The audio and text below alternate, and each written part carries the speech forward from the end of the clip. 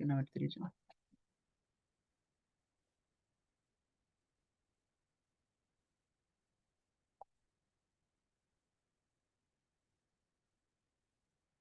Okay. So now we can learn like what are the phases we have in a implementation project.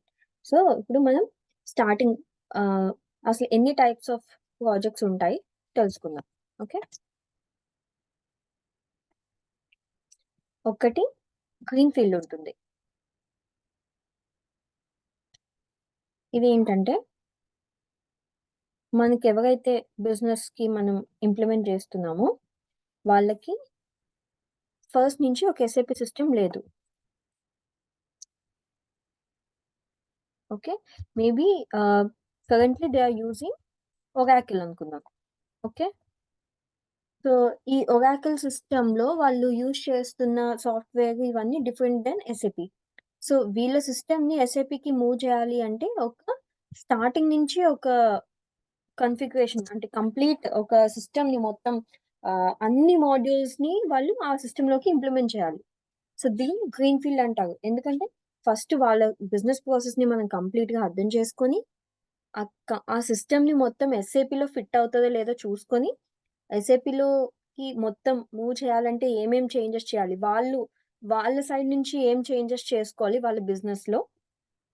For example వాళ్ళు order ఎక్కడో create చేస్తున్నారు, ఆ system ఎస్ఏపికి connect చేయడమే అవ్వదు. అలాంటి possibility ఉండదు, ప్రతి సిస్టమ్ని కనెక్ట్ చేయగలుగుతాము. బట్ ఎప్పుడైతే మనం కనెక్ట్ చేయలేని పాసిబిలిటీ లేదో సో వాళ్ళకి చెప్తామన్నమాట. సో ఇలాంటి ఒక సిస్టమ్ని మేము ఎస్ఏపికి కనెక్ట్ చేయలేము, సో మాకు సో మీకు ఆర్డర్స్ ఎక్కడైతే క్రియేట్ చేస్తున్నారో అవి ఎస్ఏపిలోకి రావటానికి అవ్వదు, మీకు అక్కడ చేంజెస్ చేసుకోవాలి ఆ సిస్టంలో, కొంచెం టెక్నికల్గా కావచ్చు, సిస్టమ్ మార్చుకోవడం ఇంకా వాళ్ళ సైడ్ డెసిషన్ అది. సో ఇలాంటివన్నీ స్క్రాచ్ నుంచి ఒక సిస్టమ్ని స్టార్ట్ చేసేది green field.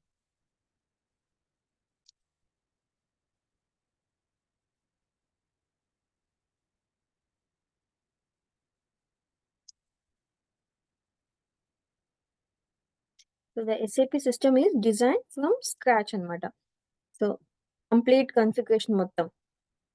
Next type of project వచ్చేసి బ్రౌన్ ఫీల్డ్ ఉంటుంది. బ్రౌన్ ఫీల్డ్ ఏంటంటే ఆల్రెడీ వాళ్ళు ఒక ఎస్ఏపి సిస్టమ్ యూజ్ చేస్తూ ఉంటారు, బట్ వాళ్ళకి ఉన్న దాంట్లో ఫర్ ఎగ్జాంపుల్ మనం ఇందాక తీసుకున్న ఎగ్జాంపుల్లోనే వాళ్ళ కనెక్ట్ చేసిన సిస్టంలో కానీ ఏమైనా కంప్లీట్గా ఒక సిస్టమ్నే మార్చేస్తున్నారు వాళ్ళు, ఒక సిస్టమ్ నుంచి ఇంకో సిస్టమ్కి. సో మళ్ళీ అక్కడి నుంచి వస్తున్న ఆర్డర్ టైప్స్ ఇవన్నీ ఒక టైప్ ఆఫ్ ఎన్హాన్స్మెంట్ అవుతుంది వాళ్ళకి, అంటే న్యూ చేంజ్ అనమాట. లేదా వాళ్ళకి ఆల్రెడీ ఉన్న బిజినెస్ ప్రాసెస్, ఫర్ ఎగ్జాంపుల్ ఒక సేల్స్ ఆర్డర్ క్రియేషన్ ప్రాసెస్ ఉంది, అందులో ఏదో ఒక మేజర్ చేంజ్ని నువ్వు అంటే మొత్తం ఒక ప్రైజింగ్ని మార్చేద్దాం అనుకుంటున్నా, లేదా ఈ సేల్స్ ప్రాసెస్ ఇలా వద్దు నాకు, ఈ కస్టమర్ గ్రూప్స్ ఇలా వద్దు, సంథింగ్ అలా ఏదైనా ఒక మేజర్ చేంజ్ ఉన్నా, లేదా upgrade for example SAP ECC నుంచి S4 హానాకి అప్గ్రేడ్ అవుతున్న projects, so it's like upgrade projects, ఇలాంటివన్నీ ఇందులోకి వస్తాయి అన్నమాట. ఓకే, సో వీళ్ళకి ఆల్రెడీ ఒక ఎస్ఏపి సిస్టమ్ ఉంటుంది, దాన్ని అప్గ్రేడ్ చేసుకోవడం కానీ ఉన్న సిస్టంలో మేజర్ చేంజెస్ని పెట్టడం కానీ బ్రౌన్ ఫీల్డ్ ప్రాజెక్ట్స్ అంటారు. చేంజ్ రిక్వెస్ట్ ఉంటాయి. చేంజ్ రిక్వెస్ట్ ఏంటంటే ఆల్రెడీ ప్రొడక్షన్ సిస్టమ్ ఉంటుంది, in production system minor changes in the config.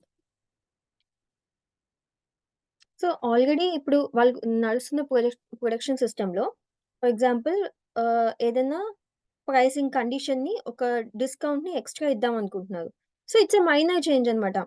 Sales ప్రాసెస్లో ఏం డిఫరెన్స్ కాదు, ఏదైనా ఒక కస్టమర్ గ్రూప్కి నేను ఒక ఒక డిస్కౌంట్ని యాడ్ చేద్దాం అనుకుంటున్నాను. సో ఇలాంటి చేంజెస్ ఏంటి, స్మాల్ చేంజెస్ కన్ఫిగరేషన్ లెవెల్లో చేంజ్ చేసుకునేవి, లేదా టెక్నికల్ లెవెల్లో ఏమైనా ప్రోగ్రామ్లో ఫర్ ఎగ్జాంపుల్ ప్రింట్అవుట్ వస్తుంది ఇన్వాయిస్, ఈ ఇన్వాయిస్ ప్రింట్అవుట్లో నాకు బార్డర్ కావాలి, ఇంకొక లైన్ ఎక్స్ట్రా కావాలి, లేదా కింద అడ్రస్ ఉండాలి. సో ఇలాంటి చేంజెస్ అన్ని స్మాల్ చేంజెస్, వీటిని ఏం చేస్తామంటే ఒక స్మాల్ చేంజ్ రిక్వెస్ట్ క్రియేట్ చేసి, ట్రాన్స్‌పోర్ట్ క్రియేట్ చేసి మూవ్ చేస్తారు ప్రొడక్షన్ సిస్టమ్‌కి. సో, ఇది ఒక స్మాల్ చేంజ్. సో, ఈ టైప్స్ ఆఫ్ ఇంప్లిమెంటేషన్‌లో ఇవి ఉంటాయి. సో, బేసిక్ ఫస్ట్ 2 మనకి మేజర్ ఇంప్లిమెంటేషన్స్ అవుతాయి. గ్రీన్‌ఫీల్డ్ ప్రాజెక్ట్స్ చాలా తక్కువుంటాయి. ఎందుకంటే ఇప్పుడు ఆల్రెడీ ఎస్ఏపీని ఎవరైతే ఎఫోర్డ్ చేయగలుగుతారో ఆల్రెడీ ఆ సిస్టమ్‌ని గానీ, అప్లికేషన్ ప్రైస్‌ని గానీ, ఏదైనా బిగ్ కంపెనీస్ ఏవైతే ఎఫోర్డ్ చేయగలుగుతాయో ఆల్రెడీ దే స్టార్టెడ్ యూజింగ్ అనమాట. So, it already in the peak stage. So, వాళ్ళిప్పుడు ఏం చేస్తున్నారంటే మోస్ట్ ఆఫ్ ద ప్రాజెక్ట్స్ మనకి బ్రౌన్ ఫీల్డ్ ఉంటాయి. సో, ఈ బ్రౌన్ ఫీల్డ్‌లో ప్రాజెక్ట్స్‌లో ఈ హానా లేనప్పుడు ఈసీసీ 6 నుంచి 7, 7 నుంచి 7.2 ఇలా అప్‌గ్రేడ్స్ అయ్యేవి. ఇప్పుడు హానా ఆల్రెడీ ఈసీసీ పోయి హానా వస్తుంది గాబట్టి, అన్ని ప్రాజెక్ట్స్ హానాకి మూవ్ అవుతున్నాయి. సో, ఇప్పుడు మన నెక్స్ట్ ప్రాజెక్ట్స్ అన్నీ హానాకి మూవ్ అయ్యే ప్రాజెక్ట్స్ ఉంటాయి ఇంప్లిమెంటేషన్‌లో.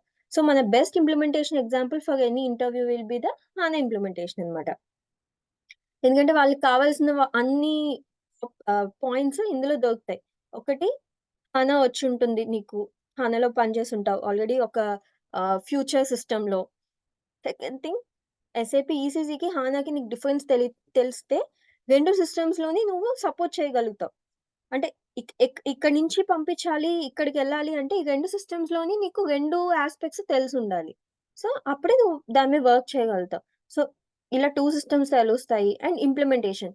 మేజర్ ఇంప్లిమెంటేషన్ నువ్వు ఎండ్ టు ఎండ్ పని చేసుండాలి. సో, మనకి ఇప్పుడు faces of the implementation. So, మనం ఇప్పుడు మన బ్రౌన్ ఫీల్డ్ ప్రాజెక్ట్‌ని ఎగ్జాంపుల్ కింద తీసుకుందాం. ఓకే. హ్మ్. ఫస్ట్ ఫేజ్ ఏముంటుంది అంటే రిక్వైర్మెంట్ గ్యాదరింగ్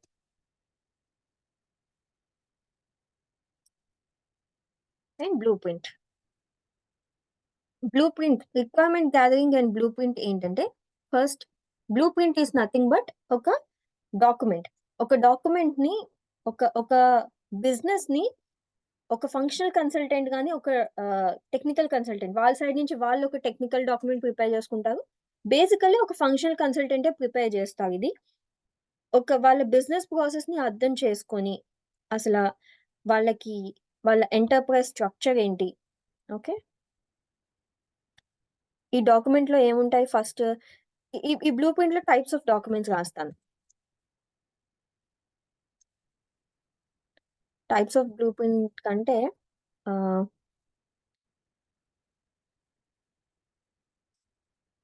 బ్లూ ప్రింట్ మొత్తం ఒకే డాక్యుమెంట్‌లో చేస్తే ఎవరికైనా సెర్చ్ చేసుకోవడానికైనా లేదా ఆ టాపిక్‌ని ఇప్పుడు ఫర్ ఎగ్జాంపుల్ బిజినెస్‌లో ఒక క్లయింట్ ప్లేస్‌లో ఒక ప్రాసెసే మొత్తం అన్ అన్ ఒక్కడే అన్ని ప్రాసెస్‌లో చూడడు గదా! ఒకడు సేల్స్‌లో పని చేస్తారు. ఒకళ్ళు బిల్లింగ్‌లో పని చేస్తారు. ఒకళ్ళు వేర్ హౌస్‌లో పని చేస్తారు. సో, ఒక్కొక్కళ్ళకి ఒక్కొక్క ప్రాసెస్ తెలిసుంటుంది. సో, ఇలాంటి ఫేస్‌లో ఏం చేస్తామంటే ఫస్ట్ మనం ఎంటర్‌ప్రైజ్ స్ట్రక్చర్‌కి ఒక డాక్యుమెంట్. ఓకే. నెక్స్ట్ సేల్స్ అన్నిట్లికి ఒక డాక్యుమెంట్. రిటర్న్ ప్రాసెస్‌కి ఒక డాక్యుమెంట్. మాస్టర్ డేటాకి ఒక డాక్యుమెంట్. యూజువల్లీ క్రెడిట్ మేనేజ్‌మెంట్ ఒకవేళ వాళ్ళకి టాపిక్ చిన్నదే అయ్యుంటే, మనం అది సేల్స్‌లోనే ఇంక్లూడ్ చేసుకుంటాం. లేదా వాళ్ళు క్రెడిట్ ఎలా మేనేజ్ చేస్తున్నారు. ఈ డాక్యుమెంట్ ఎందుకు సెపరేట్‌గా పెడతామంటే క్రెడిట్ మేనేజ్‌మెంట్ ఒక్కొక్కసారి ఫీకో వాళ్ళు గూడా ఇందులో వాళ్ళు ఒకవేళ హానా ఇంప్లిమెంటేషన్ మన ఎగ్జాంపుల్ కాబట్టి, క్రెడిట్ మేనేజ్‌మెంట్ మొత్తం సేల్స్‌లో కొంచెం మేజర్ పార్ట్ ఫీకోకెళ్ళిపోయింది. సో, ఆ టీమ్ గూడా ఇన్‌పుట్స్ ఇస్తారు. కానీ మన సేల్స్ డాక్యుమెంట్ వాళ్ళకి హ్యాండ్ ఓవర్ చేయకూడదు కాబట్టి, క్రెడిట్ మేనేజ్‌మెంట్‌కి సెపరేట్ డాక్యుమెంట్ పెట్టుకుంటున్నాం. ఓకే. ఆహ్, sales, returns, master data. Okay. Enough. So, ఇది మన బేసిక్ డాక్యుమెంట్స్. అంటే మన ఎండ్ టు ఎండ్ ఫ్లో ఇక్కడ కవర్ అయిపోతది. ఓకే. సో, ఎంటర్‌ప్రైజ్ స్ట్రక్చర్ అంటే ఓకే. వి ఫస్ట్ ఒక కంపెనీకి ఓకే. వీళ్ళకి ఎన్ని సేల్స్ ఆర్గ్స్ ఉన్నాయి? ఎన్ని డిస్ట్రిబ్యూషన్ చానెల్స్ ఉన్నాయి? ఎన్ని డివిజన్స్ ఉన్నాయి? వీళ్ళ సేల్స్ ఆఫీస్‌లెక్కడ? వీళ్ళ ప్లాన్స్ ఏంటి? ఇవన్నీ ఒక డాక్యుమెంట్ ఫార్మాట్‌లో రాస్తాం. ఓకే. డాక్యుమెంట్ ఎలా స్టార్ట్ అవుతది అంటే ఎంటర్‌ప్రైజ్ స్ట్రక్చర్. ఫస్ట్ ప్రాజెక్ట్ గురించి. ఫర్ ఎగ్జాంపుల్ ఏబీఎఫ్ఆర్ఎల్ తీసుకుంటే ఓకే. ఏబీఎఫ్ఆర్ఎల్ ఏం ప్రాజెక్ట్? రీటైల్ ప్రాజెక్టా? దాని ఇంట్రడక్షన్. బిజినెస్ ఇంట్రడక్షన్ ఇచ్చిన తర్వాత ఓకే. దే హావ్ ఆహ్, కంపెనీ కోడ్ అని హెడ్డింగ్ పెట్టి వాట్ ఈస్ కంపెనీ కోడ్ అని రాస్తావు. ఎందుకంటే ఈ డాక్యుమెంట్ ఫంక్షన్ కన్సల్టెంట్‌కి కంపెనీ కోడ్ అంటే ఏంటో తెలుసు. బట్ ఎవరైతే ఇది రిఫర్ చేస్తున్నారో వచ్చే కన్సల్టెంట్‌కి అదంటే ఏంటో తెలియకపోవచ్చు.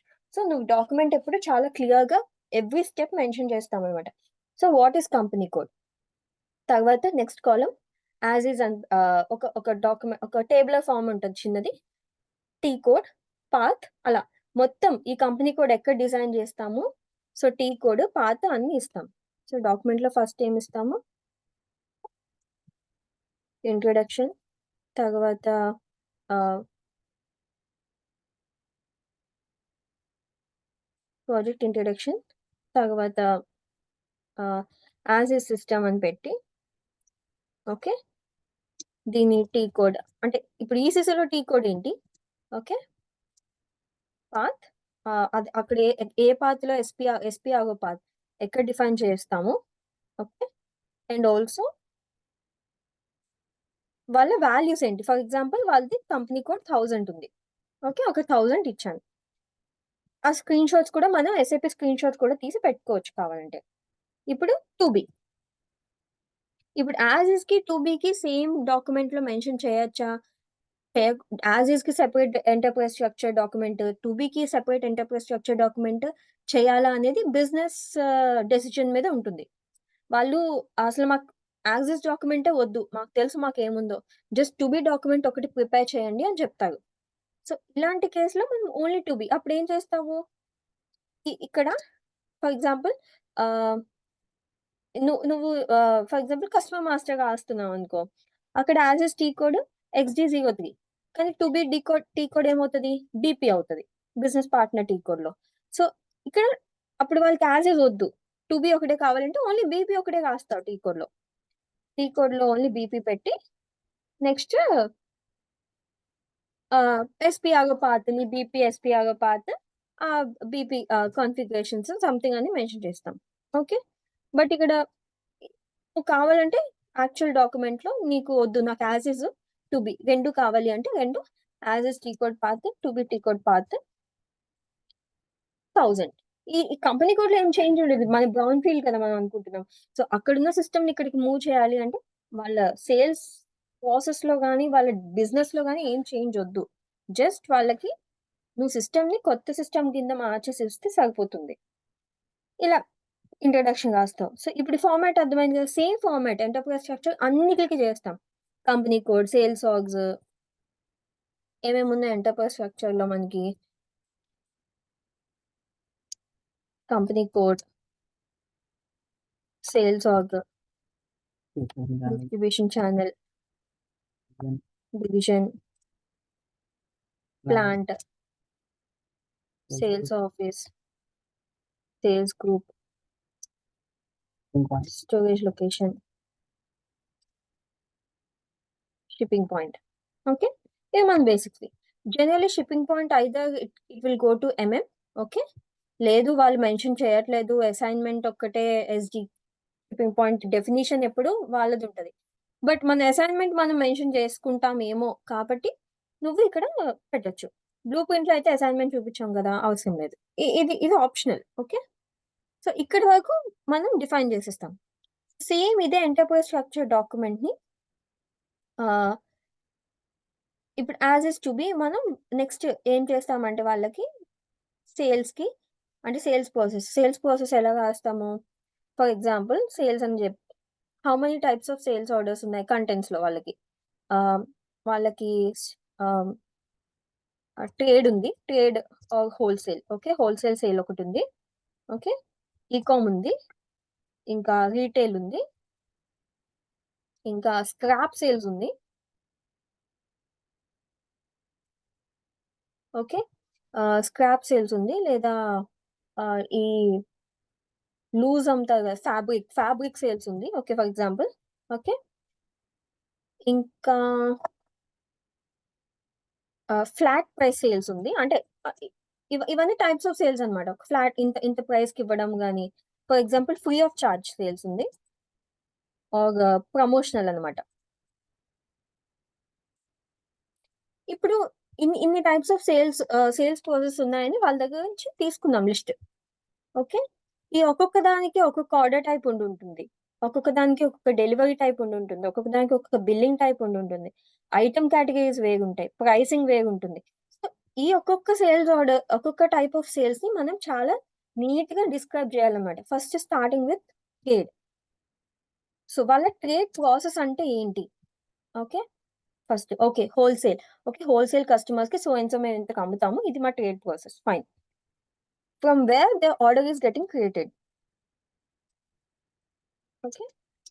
ఇవన్నీ మనం బ్లూ ప్రింట్‌లోనే తెలుసుకోవాల్సిన స్టేజ్ అన్నమాట.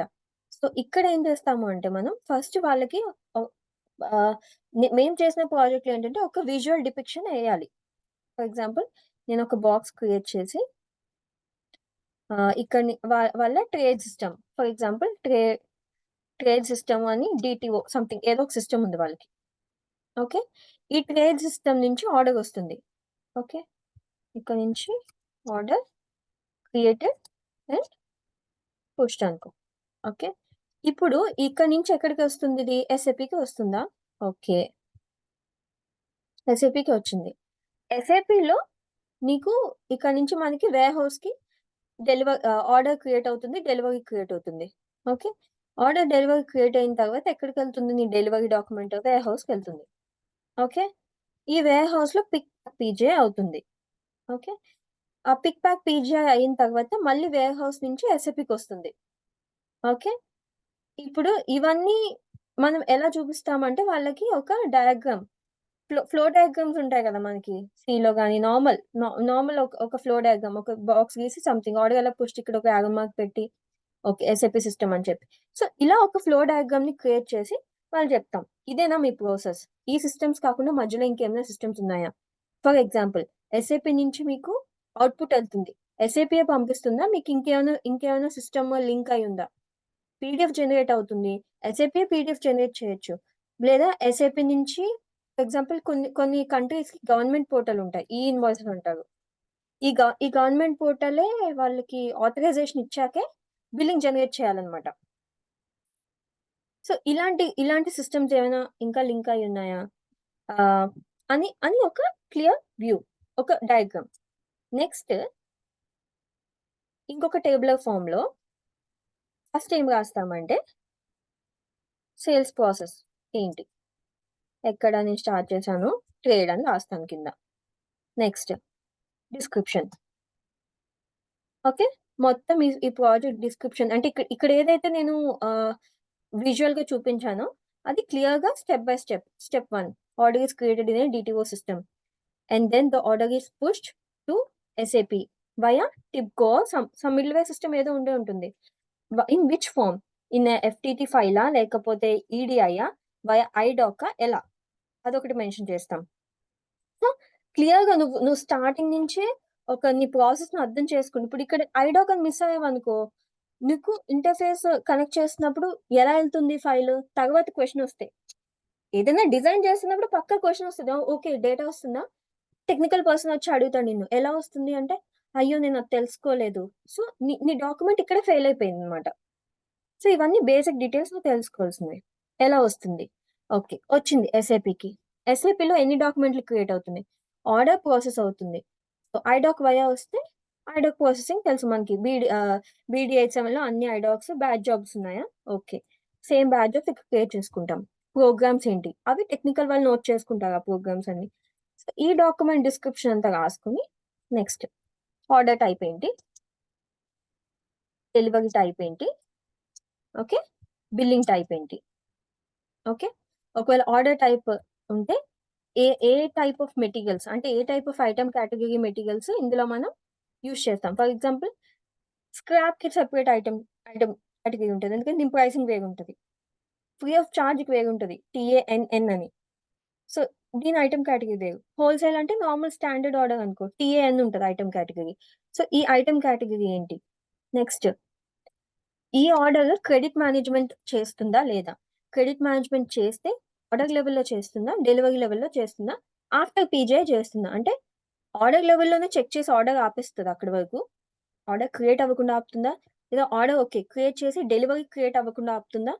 వాడి క్రెడిట్ లిమిట్ దాటిపోతే. సరే డెలివరీ కూడా క్రియేట్ చేసి జస్ట్ గూడ్స్ పంపించొద్దు. డెలివరీ డాక్యుమెంట్ అయితే క్రియేట్ చేయండి. వాళ్ళకి ఇన్ఫార్మ్ చేద్దాం. సో, పీజే కూడా ఆపుతుంది. పీజే గూడ్స్ ఎళ్ళిపోయిన తర్వాత క్రెడిట్ మేనేజ్‌మెంట్ చేసి ఏం యూజ్ ఉండదు. ఎనీవేస్ వాడికి గూడ్స్ ఎళ్ళిపోతాయి కాబట్టి. సో, క్రెడిట్ మేనేజ్‌మెంట్ ఉంటే ఈ టైప్ ఆఫ్ సేల్స్‌కి ఎక్కడుంటుంది. సో, ఇవన్నీ మన బేసిక్ థింగ్స్ అన్నమాట. అంటే ఒక కాన్ఫిగరేషన్ స్టార్ట్ ఫర్ ఎగ్జాంపుల్ ఈ సేల్స్ ఆర్డర్స్ ఏ సేల్స్ ఏరియాస్‌లో క్రియేట్ అవుతుంది. ఆర్డర్‌ని మనం అసైన్ చేయాలి గదా! అన్నీ వాళ్ళు కాన్ఫిగరేషన్‌లో ఆల్రెడీ పిక్ చేసుకుంటాము. బట్ బ్లూ ప్రింట్ ఏంటంటే ఒక బ్లూ ప్రింట్ చదివితే నాకు మొత్తం బిజినెస్ అర్థమైపోవాలనమాట వాడు. ఈ సేల్స్ ఆర్డర్ చూస్తే ఆహా! ఇవన్నీ ఇక్కడిక్కడ చేస్తున్నాడు. ఈ మెటీరియల్స్ అమ్ముతున్నాడు. ఇలాంటి టైప్ ఆఫ్ బిల్లింగ్ ఉంది వీడికి. ఇవన్నీ క్లియర్‌గా మనకి అర్థమవ్వాలి. సో, ఇది నువ్వు క్రియేట్ చేసే బ్లూ ప్రింట్ ప్రాసెస్. సో, కొంచెం సేల్స్‌లో ఎక్కువుంటుంది. సేల్స్ ఎలా చేస్తున్నావో రిటర్న్. ఈ ఆర్డర్ టైప్‌కి రిటర్న్ క్రియేట్ అయితే ఎలా ఎనక్కొస్తుంది? వస్తే నువ్వు దానికెలా ప్రైసింగ్ ఇస్తున్నావు ఇందులో మళ్ళీ ప్రైసింగ్ ప్రొసీజర్ కూడా. ఎందుకు ఈ ప్రైజింగ్ ప్రొసీజర్ మళ్ళీ రిటర్న్‌కి వాటిలకి వీటి నుంచే కాపీ చేసుకుంటది. సో, ఇక్కడ డాక్యుమెంట్‌లో ఉంటే దీని రిటర్న్‌ని మనం మ్యాప్ చేసుకోవడం ఈజీ ఉంటదనమాట. సో, ఈట్లన్నిట్లికి రిటర్న్ ప్రాసెస్ ఉందా? కొన్నిట్లికి ఫ్యాబ్రిక్‌కి, స్క్రాప్‌కి రిటర్న్ అవసరం లేదు. తీసుకోరు. కట్ చేసిన పీస్‌ని మళ్ళీ మనం వెనక్కి తీసుకోము గదా! ఫర్ ఎగ్జాంపుల్ స్క్రాప్ అనే అమ్మాం మనం. ఐదర్ ఫ్రీగా ఇవ్వచ్చు లేదా అమ్మొచ్చు. అది వెనక్కి తీసుకోం. ఫ్లాట్ ప్రైస్ అంటే వీడికి ఆల్రెడీ ఒక డిస్కౌంట్‌లో ఇచ్చాం మనం. సీ కొన్ని కొన్ని మనం డిస్కౌంట్‌లో ఇచ్చినవి నాన్ రిటర్నబుల్ అంటాం. సో, ఇలాంటిది వెనక్కి తీసుకోను. ఫ్రీ ఆఫ్ చార్జ్ ప్రమోషనల్‌కి క్యాజువల్‌గా ఇస్తున్నాను నేనవి. సో, ఇలాంటివి వెనక్కి తీసుకోం. సో, ఏవైతే వెనక్కి తీసుకుంటామో వాటికి మాత్రమే మనం రిటర్న్ డాక్యుమెంట్ ప్రిపేర్ చేస్తాం. సో అండ్ సో తెలుసుకొని. ఓకే. వీళ్ళకి ఇన్ని టైప్స్ ఆఫ్ రిటర్న్ ప్రాసెస్. ఒకవేళ రిటర్న్ ఉంటే ఒక్కొక్క సేల్స్ ఆర్డర్‌కి ఎంత అంటే ఎన్ని మంత్స్ వరకు నువ్వు రిటర్న్ ఇస్తున్నావు. మొత్తం అసలు ఎలా ముందుకెళ్ళిందో అలానే కంప్లీట్ మళ్ళీ నీ గుడౌన్‌కొచ్చే వరకు నువ్వు మొత్తం డాక్యుమెంట్ ప్రిపేర్ చేస్తావు. Master data. Customer master, material master. Generally నువ్వు బేసిక్ లెవెల్‌లో ప్రిపేర్ చేసేస్తావు ఈ రెండున. ఏమన్నా చేంజెస్ ఉంటే ఎందుకంటే కస్టమర్ మాస్టర్‌కి మనం ఎక్స్‌డి0 టీ కోడ్స్ నుంచి బీపీకి మార్చడం ఇవన్నీ చేంజెస్ ఉన్నాయి కాబట్టి అవన్నీ మెన్షన్ చేస్తాం. And master data management team అని సెపరేట్‌గా ఉంటారు. వాళ్ళు ఓన్లీ మైగ్రేషన్ ఇవన్నీ చేస్తారనమాట. వాళ్ళు డాక్యుమెంట్ ఇంకా ఫీల్డ్ లెవెల్‌లో ఒక్కొక్క ఫీల్డ్ మ్యాపింగ్ అక్కడ for example BP T code ఇక్కడ టీ కోడ్ మారిపోయింది. అక్కడ కస్టమర్, ఇక్కడ బిజినెస్ పార్ట్నర్ అనుంది. ఫీల్డ్ నేమ్స్ వేరుగుంటాయి. అక్కడ కస్టమర్ ఫీల్డ్ నేమ్ కేయూఎన్ఎన్ఆర్ అని ఉంటది. మన యాక్చువల్ ఇందులో. ఓకే. ఈ కేయూఎన్ఎన్ఆర్ ఈసీసీలో ఉంది. ఓకే. కానీ హానాలో నాకేముంది బీపీ అన్న field name, technical name some BP అనుకో. ఓకే. ఇప్పుడు ఈ కేయూఎన్ఎన్ఆర్‌లో ఉన్న వాల్యూ ఏదైతే వాడి కోడ్ ఉందో బీపీలోకి రావాలి. సో, ఈ మ్యాపింగ్ అది డేటా మైగ్రేషన్ వాళ్ళు చేస్తారు. ఓకే. ఇప్పుడు టైప్స్ ఆఫ్ ప్రాజెక్ట్స్‌లో మనం ఇంకొకటి ఏంటి ఇక్కడ ఇప్పుడు ఎలా యాడ్ చేస్తున్నామంటే, అందుకే మీకు ముందు చెప్పలేదు అర్థం కాదని. Next data migration. ఈ డేటా మైగ్రేషన్ ప్రాజెక్ట్‌లో ఏముంటుంది అంటే, నువ్వు హానాలోనే ఫర్ ఎగ్జాంపుల్ ఏం చేంజెస్ లేకుండా నాకు ఆహ్, హానా 1909 ఉంది ఇప్పుడు నీకు. ఇప్పుడు హానా 2022 వచ్చింది. 1909 నుంచి 2022కి జస్ట్ అందులో ఉన్న డేటాని ఇందులోకి పంపించండి అంటారంతే. సో, ఇది డేటా మైగ్రేషన్ ప్రాజెక్ట్ అన్నమాట. ఓన్లీ డేటాని మైగ్రేట్ చేయడం మాత్రమే. They don't have any other changes ఇందులో ఉన్న మేజర్ చేంజెస్ ఇందులో ఉండవు. ఓన్లీ డేటా మైగ్రేట్ చేస్తారు. సిస్టమ్ ఇస్తారు. డేటా మైగ్రేషన్ అంటే ఇది ఓన్లీ మళ్ళీ మాస్టర్ డేటానే గాదు. మాస్టర్ డేటా, కాన్ఫిగరేషన్ కూడా పంపిస్తాము. ఓకే. And transactional data. అంటే వాళ్ళ ఓపెన్ సేల్స్ ఆర్డర్స్ గాని, ఓపెన్ బిల్లింగ్స్ గాని, ఓపెన్ డెలివరీస్ ఇవన్నీ ఓపెన్ ఉన్నవన్నీ కొత్త సిస్టమ్‌కి పంపిస్తారు. వాళ్ళు ఫ్యూచర్‌లో కాలిక్యులేట్ చేసుకోవడానికి. సో, ఇవి. నీకు బ్లూ ప్రింట్ ఫేజ్ అర్థమైంది గదా! ఒక్కొక్క దానికి బ్లూ ప్రింట్ ఎలా చేస్తారో. యాక్చువల్లీ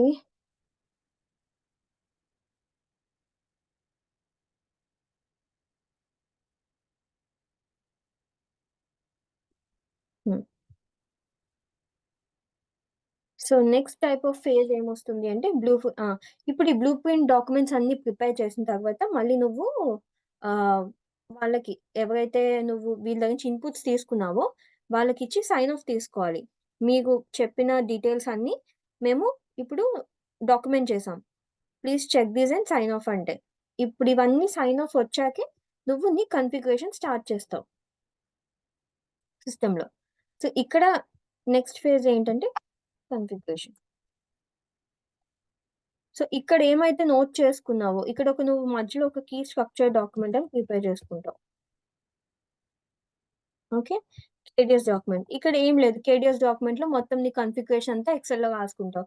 నీ ఏం సేల్స్ ఆర్గ్స్ ఉన్నాయి. అక్కడ ఏదైతే వర్డ్‌లో ఇచ్చావో ఎక్సెల్‌లో ఇచ్చి యాస్ ఈజ్ టు బి అని చెప్పి వాళ్ళ నుంచి కన్ఫర్మేషన్ తీసుకుంటావు. ఇందులో ఏం చేంజెస్ లేవు కదా మీ కాన్ఫిగరేషన్స్‌లో. ఒకవేళ వాళ్ళు లేదు లేదు మేము ఈ డివిజన్స్ ఇంకా యూజ్ చేయట్లేదు. ఇవి ఫ్యూచర్ సిస్టమ్‌లో స్క్రాప్ చాలా ఉండిపోతాయి. ఉన్న సిస్టమ్‌లో యూజ్ చేయనివి అవన్నీను. సో, అవన్నీ రిమూవ్ చేసేసేయండి అంటే అవన్నీ నోట్ చేసుకొని మనం అవన్నీ నీ ఫ్యూచర్ సిస్టమ్‌లో లేకుండా కాన్ఫిగరేషన్ స్టార్ట్ చేసుకుంటాం. సేమ్ ఇక్కడ ఏమేమైతే నీ బ్లూ ప్రింట్‌లో మెన్షన్ చేసుకున్నావో అవన్నీ కాన్ఫిగరేషన్ స్టార్ట్ చేస్తావు. సో, సేల్స్ కాన్ఫిగరేషన్ మొత్తం ఎస్‌డి వాళ్ళే చేసుకుంటారు.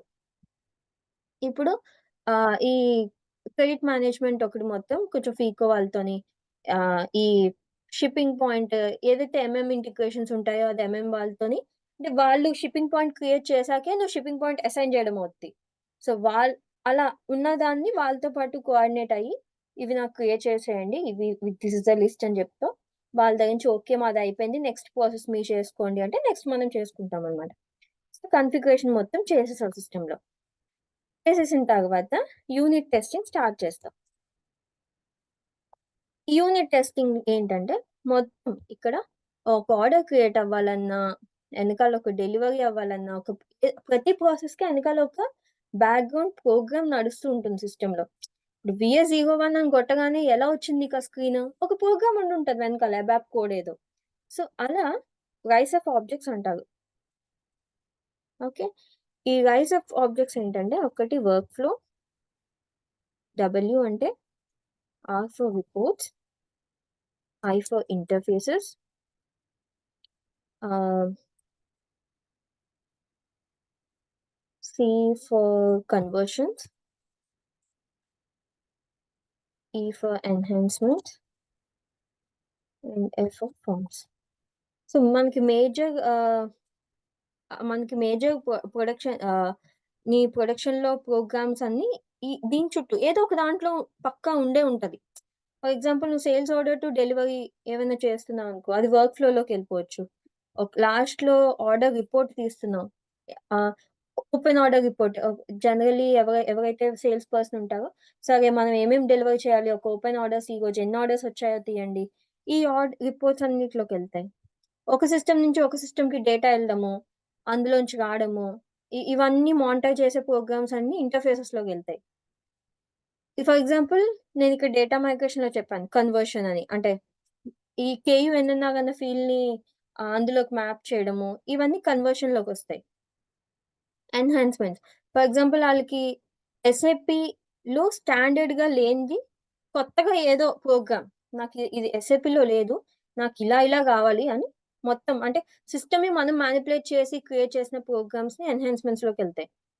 ఫార్మ్స్ లాస్ట్‌లో ప్రింట్ ఔట్స్ వచ్చేదానికి ఒక కోడ్ రాస్తారు కాబట్టి ఆటికి ఏం ఫార్మ్స్ ఎలా కావాలి ఏంటి అని. పీడీఎఫ్స్ అన్నమాట. సో, ఈ ఈట్లన్నిటికి ప్రోగ్రామ్స్ ఒక్కొక్క దానికి ఒక ఆల్‌మోస్ట్ ప్రాజెక్ట్ సైజ్‌ని బట్టి మనకి ఫర్ ఎగ్జాంపుల్ ఒక 500 ప్రోగ్రామ్స్ వచ్చాయనుకో, ఎవ్రి ప్రోగ్రామ్‌ని మనం కూర్చొని ఒక్కొక్క ప్రోగ్రామ్‌ని ఎగ్జిక్యూట్ చేస్తాం. ఇప్పుడు ఈ ప్రోగ్రామ్ మూవ్‌మెంట్ అందరూ టెక్నికల్ వాళ్ళ దగ్గర ఉంటది. వాళ్ళేం జేస్తారు, ప్రోగ్రామ్ లిస్ట్ తీసి ఓకే. ఇవన్నీ ఎస్‌డి, ఇవన్నీ ఇవన్నీ పీపీ అలా ఎవరి అబాప్ కన్సల్టెంట్ వాళ్ళు ఆహ్, సార్ట్ ఔట్ చేసుకుంటారు. సార్ట్ ఔట్ చేసుకొని ఓకే. ఈ ప్రోగ్రామ్స్ అన్నిటిని మేము ఆహ్, వాళ్ళకొక సీక్వెన్స్ ఉంటుంది. మనకెలా ఉందో ఆహ్, వా వాళ్ళ ప్రాజెక్ట్ సైడ్ టెక్నికల్ కన్సల్టెంట్స్ కూడా హెల్ప్ చేస్తారు. ఇలా మూవ్ చేయండి అని. సో, ఈ ఈ సీక్వెన్స్‌లో వాళ్ళు కొత్త సిస్టమ్‌కి మూవ్ చేస్తారు. మూవ్ చేయగానే వర్క్ అయిపోతాయా అవి? వర్క్ అవ్వవు. సో, వాటిలో అసలు ఏంటి అంటే టెస్టింగ్ చేయడమే యూనిట్ టెస్టింగ్ అన్నమాట. ఒక డెవలపర్ చేసే టెస్టింగ్ అంటే అబాప్ పర్సన్ చేయాలి. బట్ అబాప్ పర్సన్‌కి ఒక వర్క్ ఫ్లో ఇప్పుడు నాకు తెలుసు బ్లూ ప్రింట్ ప్రిపేర్ చేశాను. ఒక సిస్టమ్ నుంచి ఒక సిస్టమ్‌కి డేటా ఎలా వస్తుందని ఫర్ ఎగ్జాంపుల్ ఈ కన్వర్షన్‌లో గాని, ఇంటర్‌ఫేస్‌లో గాని అదర్ పర్సన్‌కి తెలీదు. ఎందుకంటే తను నా కాల్స్‌లో లేడు. సో, తనకి ఫంక్షనల్ హెల్ప్ ఉంటదనమాట. యూనిట్ టెస్టింగ్ చేసినప్పుడు. అలానే నేను తర్వాత నా టెస్టింగ్ చేసుకున్నప్పుడు ఏమైనా టెక్నికల్ ఇష్యూ వస్తే తను. సో, ఇక్కడ ఇద్దరు కలిపి వర్క్ చేస్తాయి. యూనిట్ టెస్టింగ్ ఏం చేస్తాడంటే ఈ ప్రోగ్రామ్‌ని నాకిస్తాడతను. నేను SE38 టీ కోడ్‌లోకెళ్ళి ప్రోగ్రామ్‌ని ఇచ్చిన ప్రోగ్రామ్‌ని ఎగ్జిక్యూట్ చేస్తా. ఎగ్జిక్యూట్ చేయాలంటే ఫస్ట్ డేటా కావాలి. ఆ డేటాని నేనే వెతుక్కోవాలి నా సిస్టమ్‌లో. సో, ఫంక్షనల్ కన్సల్టెంట్ చేసుకోవాలి. అతనికి తెలీదు. So, okay. డేటా గూడా వెతుక్కున్నాను. మొత్తం ఫర్ ఎగ్జాంపుల్ ఒక రిపోర్ట్ రన్ చేస్తున్నాను. అందులో సేల్స్ మొత్తం ఇలా సేల్స్ ఆఫ్ డిస్ట్రిబ్యూషన్ ఛానల్ ఇస్తే నీకు దాంట్లోనే సేల్స్ ఆర్డర్స్ లిస్ట్ ఒస్తది. ఇది నా program. Sales org distribution channel details pick చేసుకున్నాను. ఎక్కడైతే డేటా ఉందో ఉట్టిగా ఎగ్జిక్యూట్ చేసే డేటా కావాలని లేదు గదా! సిస్టమ్‌లో ఎతుక్కొని ఆర్డర్ టైప్స్ ఒక 3 ఆర్డర్స్ తీసుకొని, ఆ మూడిట్లికి సేల్స్ ఆర్డర్స్ ఆర్గనైజేషన్ తీసుకొని ఇక్కడ ఇచ్చి ఎగ్జిక్యూట్ చేశా. ఎగ్జిక్యూట్ చేశాక బ్లాంక్ స్క్రీన్ ఒస్తుంది. ఏమి రావట్లేదు. సో, తనకేం చెప్తాను, నేను ప్రోగ్రామ్ ఎగ్జిక్యూట్ చేశాను. ఇది ఔట్‌పుట్ అని చెప్పి టెక్నికల్ పర్సన్. టెక్నికల్ పర్సన్ మళ్ళీ కోడ్‌లోకెళ్ళి ఫీల్డ్స్ ఏమైనా మ్యాప్ అవ్వట్లేదా? వాళ్ళ సైడ్ నుంచి టెక్నికల్‌గా మొత్తం కోడ్ చెక్ చేసుకొని కరెక్ట్ చేస్తారు. కరెక్ట్ చేసి మళ్ళీ నీకు చెప్తాడనమాట. మళ్ళీ ఎగ్జిక్యూట్ చేయమని. మళ్ళీ చేస్తాను. ఓకే. రిపోర్ట్‌లో నాకు 50 ఫీల్డ్స్ ఉన్నాయి. అందులో 20 మాత్రమే వస్తున్నాయి. మిగతావన్నీ బ్లాంక్ వస్తున్నాయి. ఫీల్డ్స్ వస్తున్నాయి కానీ వాల్యూస్ రావట్లే. అంటే sales org, customer name. Customer number వస్తుంది గానీ కస్టమర్ పేరు రావట్లేదు. నేనే చెప్తాను పేరు రావట్లేదని మళ్ళీ అతనికి ఇన్ఫార్మ్ చేస్తా.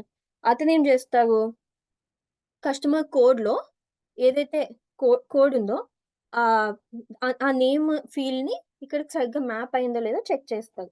సో, ఇవంతా బ్యాక్‌గ్రౌండ్‌లో అవుతుంటాయన్నమాట. సో, అలా ఒక్కొక్క ఇంటర్‌ఫేస్‌లో గాని conversion enhancements whatever the program ఇలా మనము కలిసి కూర్చొని చెక్ చేసుకుంటాం.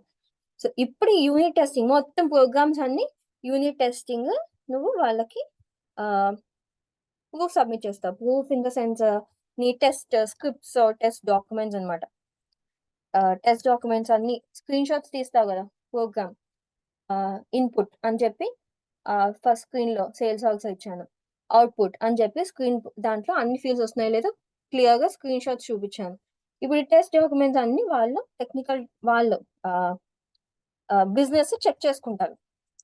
వాళ్ళకి ఓపిక ఉంటే. ఎందుకంటే ఒక్కొక్కళ్ళ దాంట్లో 300 ఎస్‌డీలోనే 300 ప్రోగ్రామ్స్. సో, రాండమ్‌గా చెక్ చేసుకుంటారా? వాళ్ళు స్పెసిఫిక్‌గా ఒక పర్సన్‌ని పెట్టి చెక్ చేసుకుంటారా? ఆళ్ళిష్టం. సో, బిజినెస్ సైన్ ఆఫ్ ఇవ్వాలి మళ్ళీ ఇక్కడ. సో, యూనిట్ టెస్ట్ ఎప్పుడైతే సైన్ ఆఫ్ అయిపోతదో, we will start SIT. Okay. System integration testing అన్నమాట. ఈ సిస్టమ్ ఇంటిగ్రేషన్ టెస్టింగ్ అంటే ఫర్ ఎగ్జాంపుల్ ఇక్కడ మనం పైన చెప్పాను నేను. ఇక్కడ. ఇక్కడ ఫస్ట్ డీటీఓ ఉంది. డీటీఓ నుంచి ఎస్ఏపీకొస్తుంది. ఎస్ఏపీ నుంచి వేర్‌హౌస్‌కొస్తుంది. వేర్‌హౌస్ నుంచి మళ్ళీ ఎస్ఏపీకెళ్తుంది. తర్వాత నుంచి ఈ ఇన్వాయిస్ అన్న సిస్టమ్‌కెళ్తుంది. అప్పుడు ఔట్‌పుట్ బయటకొస్తుంది అని. ఇప్పుడు ఈ ఫ్లో మొత్తం ఇప్పటి వరకు నువ్వేంటి ఒక ప్రోగ్రామ్ ఇచ్చావు. ఆర్డర్ క్రియేట్ అయింది. ఒక ప్రోగ్రామ్ ఇచ్చావు. డెలివరీ క్రియేట్ అయింది.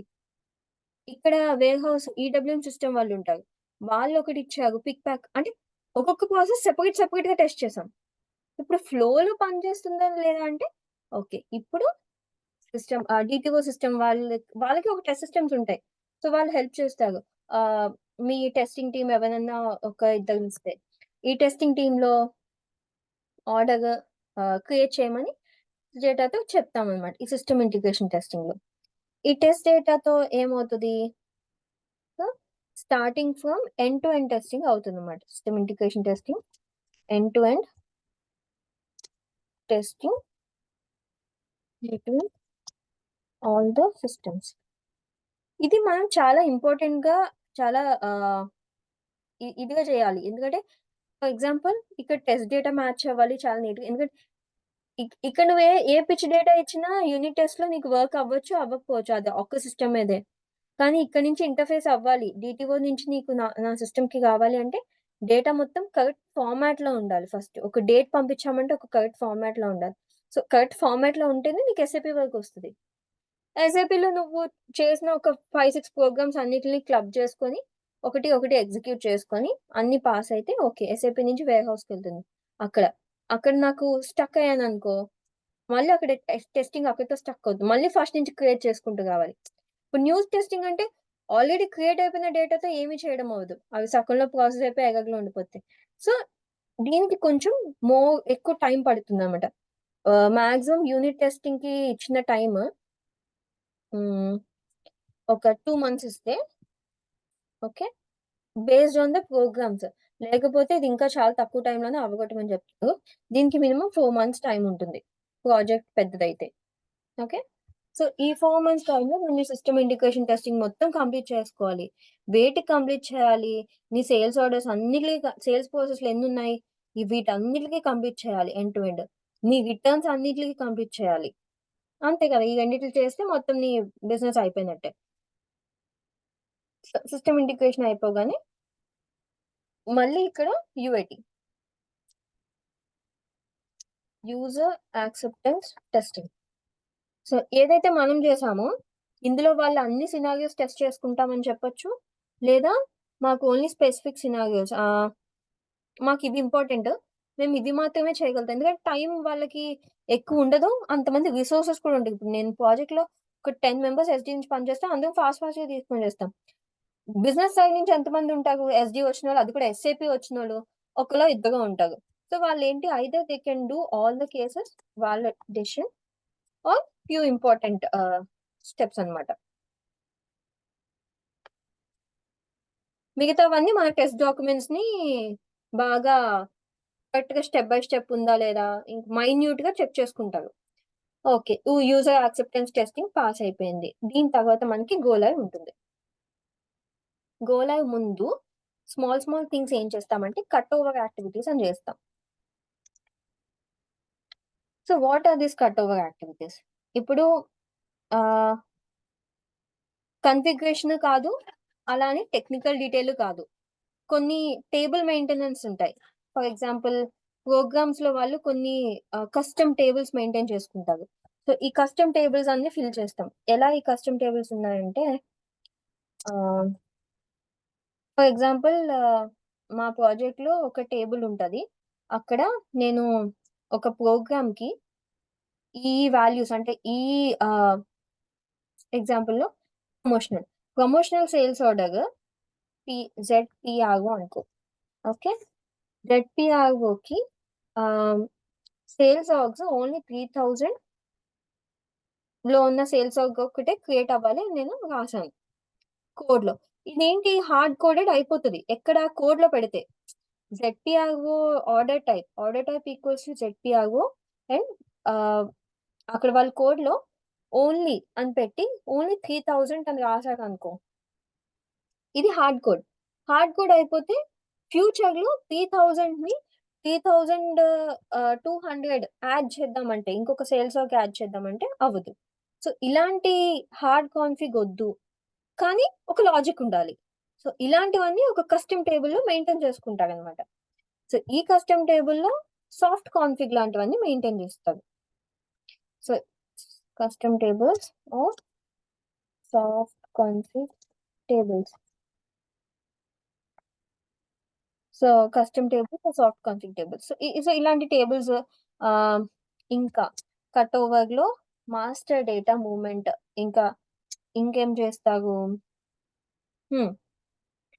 ఆహ్, ఈ ప్రీవియస్‌గా ఉన్న ఐడాక్స్ అక్కడే క్లోజ్ చేయాలి ఆ సిస్టమ్‌లోనే. లేదు కొన్ని ఇక్కడికి మూవ్ చేశాక ఇక్కడ కొన్ని ah, PO staging table for example staging tables ఎలా అంటే ఇప్పుడు రిటర్న్ క్రియేట్ చేయాలి.